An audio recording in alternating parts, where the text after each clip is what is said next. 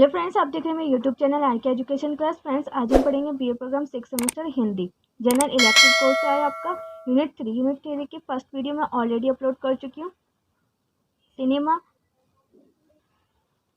Cinema में कैमरे की भूमिका, इसका इंट्रोडक्शन पढ़ा था, उसके बारे में पढ़ा था हमने कि फर्स्ट फिल्म कौन सी बनी, फर्स्ट मूवी कौन सी बनी, पहली बोलती फिल्म कौन सी बनी, कौन सी जो लोकप्रिय मूवी थी वो बनी, कैमरे का किस प्रकार से यूज़ हुआ, किसने इसका आविष्कार किया, ये हमने पढ़ा था फर्स्ट वीडियो में। आज की वीडियो में करेंगे हम सिनेमा में कैमरे के विभिन्न क्रियाएं। अब सिनेमा में कैमरे की क्या क्या क्रियाएं हैं उसके बारे में पढ़ेंगे हम। उससे पहले अगर फ्रेंड्स आप मेरे चैनल पर फर्स्ट टाइम है तो मेरे चैनल को लाइक शेयर सब्सक्राइब करना ना भूलें और साथ में बेल आइकन को प्रेस करें जिससे आने वाली वीडियो की नोटिफिकेशन सबसे पहले आपके पास पहुंचे। और इस वीडियो को अपने फ्रेंड्स के साथ भी शेयर करें और उन बच्चों के तक भी जाके ये वीडियो उन बच्चों तक भी पहुंच जाए जिसको इस वीडियो की ज़रूरत है। और लेट्स गेट स्टार्टेड। सिनेमा में कैमरे के विभिन्न क्रियाएं। पैन बाय यानी पैन लेफ्ट साइड, बाईं ओर इशारा करते हुए सेल के ऊपर और नीचे तारों से संकेत मिलता है कि कैमरे को क्षैतिज रूप में बाईं ओर ले जाना है। जैसे कि ये कैमरा है हमारा और हमें पेन के द्वारा संकेत मिलता है कि हमें कैमरा लेफ्ट साइड लेके जाना है, तो कैमरे को क्षैतिज रूप में लेफ्ट साइड लेके जाना, तो वो हमारा कैसे कहते हैं हम पेन बाएं। पेन राइट, नेक्स्ट क्या है हमारा पेन राइट। सेल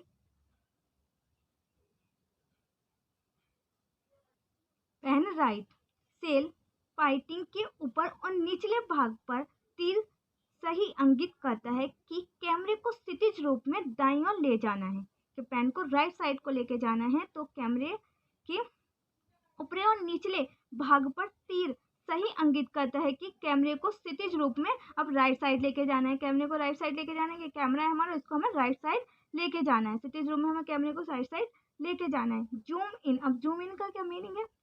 कैमरे के लिए जूम इन करने के लिए 4 इनवाइट पेंटिंग तीर सिग्नल पूरे दृश्य को शामिल करने से केंद्र में जूमिंग दिखाई देती है। पूरा दृश्य है उसको शामिल करने में, पूरे को इंक्लूड करने में, जब उसको हम केंद्र के मिड पॉइंट को जब हम ऐसे करके बड़ा करते हैं तो वो क्या होती है, हमारी जूमिंग दिखाई देती है। 4 तीर दृश्य के किसी भी भाग में किसी विशेष क्षेत्र पर जूम सुझाव देने के लिए रखा जा सकता है, और ये 4 तीर दृश्य हैं उसमें किसी भी एक पॉइंट पर उस विषय को पूरा जूम करने के लिए, उसको सुझाव के लिए रखा जा सकता है कि किसी भी पॉइंट को हमने से ये पॉइंट बड़ा करना है तो इसको हम रख सकते हैं। हमारे पास 4 पॉइंट है, 1 1 2 3 4। अब ये इसमें से 1 को हमें जूम करना है तो हम उस पर क्लिक करेंगे और उसी को जूम कर देंगे। जूम इन हो गया। जूम आउट, कैमरे के लिए जूम आउट करने के लिए 4 बाहरी दिशा तीर सिग्नल है। जब कैमरे के जो इनसाइड का था तो मैंने जूम इन, और जूम आउट यानी कि कैमरे के लिए जो जूम आउट करने के लिए 4 जो बाहरी दिशाएं हैं, जो आउटसाइडर दिशाएं हैं 4, उनको एक तीर सिग्नल है, क्या है, जूम आउट। सिनेमा में कैमरे के शॉट। अब सिनेमा में कैमरे के कौन कौन से शॉट हैं?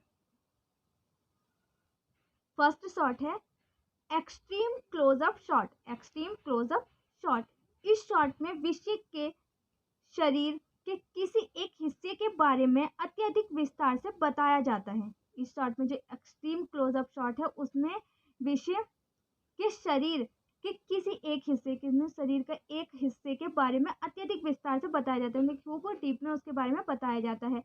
लोगों के लिए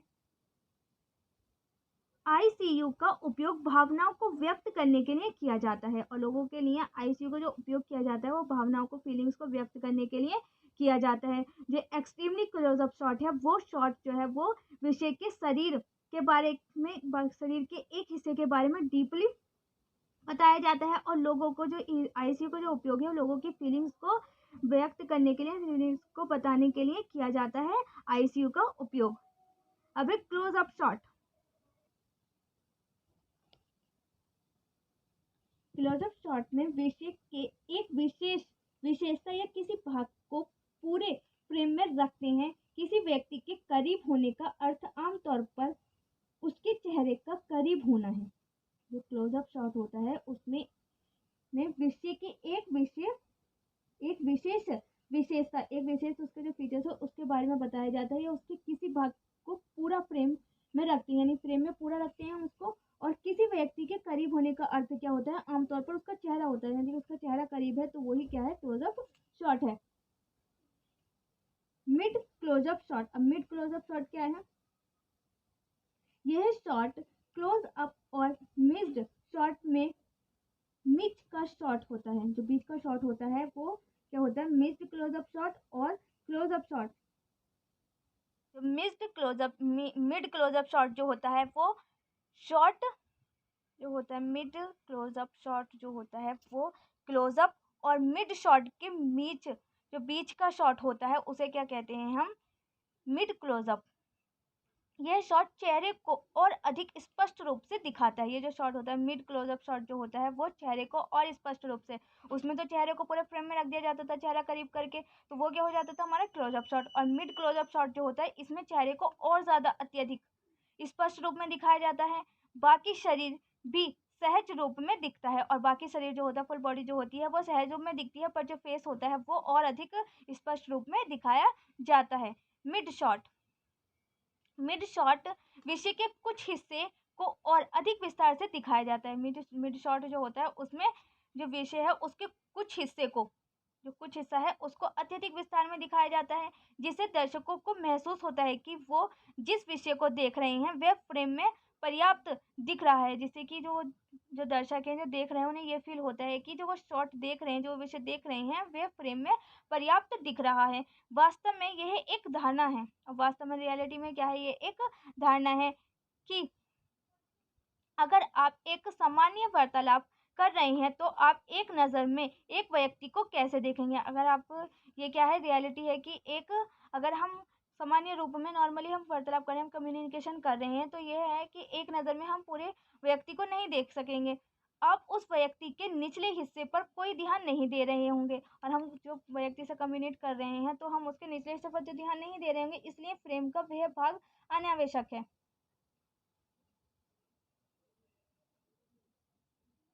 फॉर एग्जाम्पल हम ले लेते हैं, एक व्यक्ति ये है और एक व्यक्ति ये है, ये दोनों कम्युनिकेट करें, तो ये कम्युनिकेट करे तो इसके फेस पे कोई ज़्यादा देखेगा, इसकी बॉडी पर तो ध्यान नहीं जाएगा। उसी प्रकार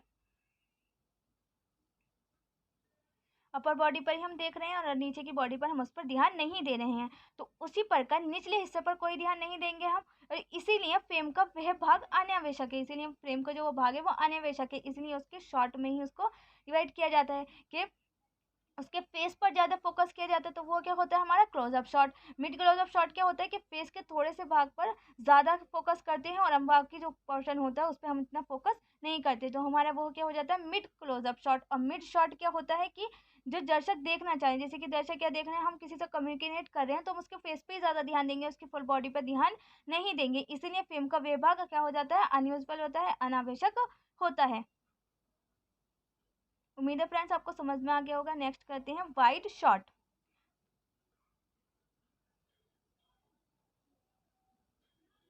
वाइड शॉट, इस शॉट में फ्रेम में पूरा विषय दिखता है। वाइड शॉट जो है उसमें फ्रेम जो है उसमें पूरा पूरा विषय दिखता है।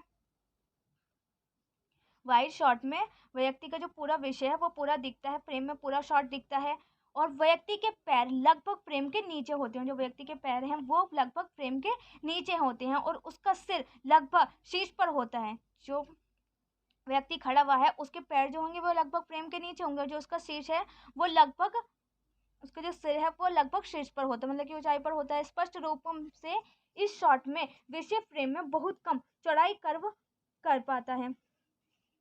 और क्या कहते हैं? स्पष्ट रूप से हम कह सकते हैं जो ये शॉट होता है जिसमें पूरा बॉडी को दिखाया जाता है, उसमें फ्रेम में बहुत कम चौड़ाई कवर कर पाता है। और क्योंकि फ्रेम विषय के जितने करीब होगा उतना ज़्यादा उसके शरीर का हिस्सा फ्रेम को कवर करेगा, और जो फ्रेम है वो विषय के जितना ज़्यादा करीब होगा, जितना ज़्यादा क्लोज होगा, उतना ही ज़्यादा वो उसके शरीर के हिस्से को फ्रेम में कवर कर पाएगा।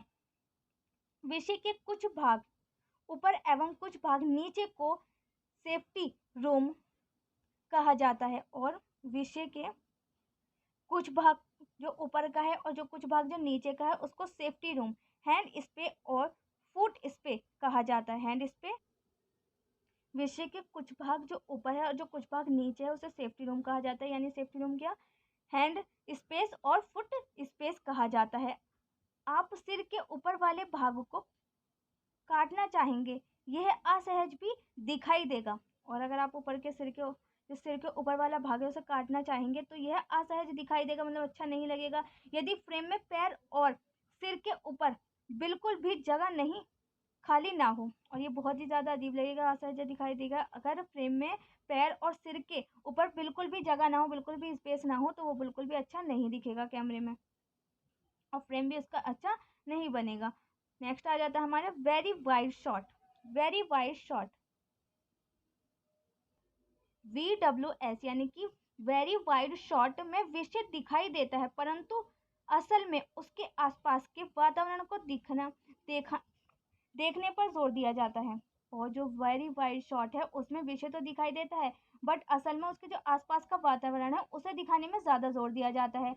और यह एक स्थापित शॉट के रूप में भी काम करता है, और ये किसी में स्टेबल शॉट के रूप में भी काम करता है कि विषय को तो दिखाई दे रहा है बट विषय पे इतना ज़्यादा फोकस नहीं होता, जो उसके आस पास का जो वातावरण है उस पर ज़्यादा फोकस किया जाता है, और इसको एक स्टेब्लिश शॉट के रूप में भी काम करता है। ये एक स्थापित शॉट के रूप में भी काम करता है। Extreme wide shot. अब एक्सट्रीम वाइड